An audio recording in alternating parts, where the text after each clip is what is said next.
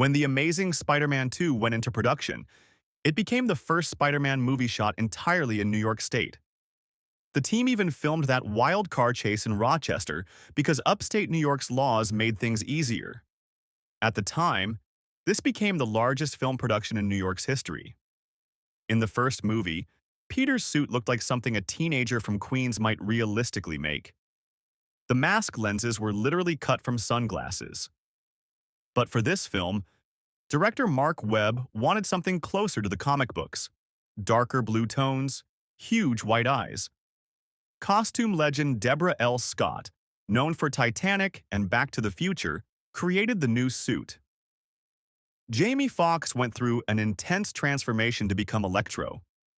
They created multiple full-body molds of him until they finalized a 21-piece silicone suit that made it look like electricity was pulsing under his skin. The VFX team studied night storms and deep space nebulae to shape Electro's glowing aesthetic. And Max Dillon's awkwardly combed-over hair? 100% Jamie Foxx's idea. Harry Osborn's green-skinned transformation required 3.5 hours of makeup, special contact lenses, prosthetics, fake teeth, and then an extra hour to assemble the suit. 4 crew members had to screw pieces together like they were assembling a machine. Mark Webb, Andrew Garfield, and stunt coordinator Andy Armstrong all adored silent film comedians like Buster Keaton and Charlie Chaplin. They wanted Spider-Man's movement style to carry that same playful energy. That's why they hired physical comedy director Cal McChrystal. Armstrong even recreated a famous Keaton stunt, the horizontal glide behind a moving car.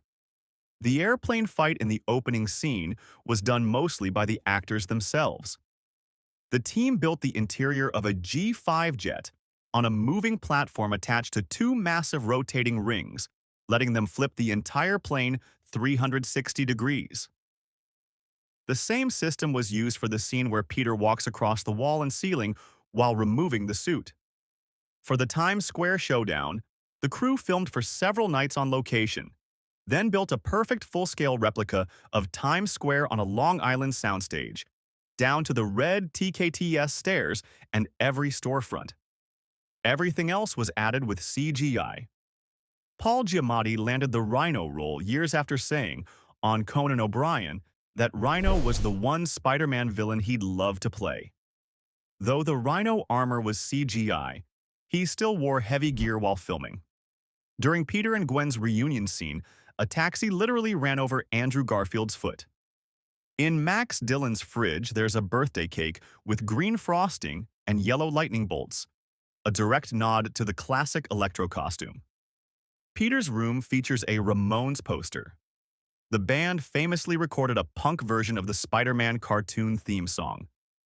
And when Harry scrolls through Oscorp files, sharp-eyed fans can spot hidden references to Morbius and Venom.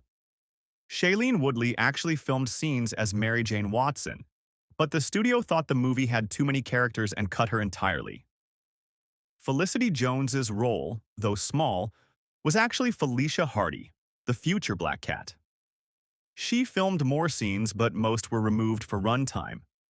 Electro's Ravencroft doctor, Dr. Kafka, was rewritten as a male comic book-style mad scientist. In the comics, Kafka is a respected female psychiatrist and even an ally to Spider-Man. One of the biggest mysteries of the Amazing Spider-Man series was the Man in the Shadows, whose goal was teasing the Sinister Six. Dane DeHaan lost 3 kilograms in 2 days during the final battle shoot. His 22-kilogram suit and prosthetics trapped heat, even at 40 degrees Celsius, and ice dumped on him would vaporize instantly. The crew eventually installed a cooling tube system inside his suit.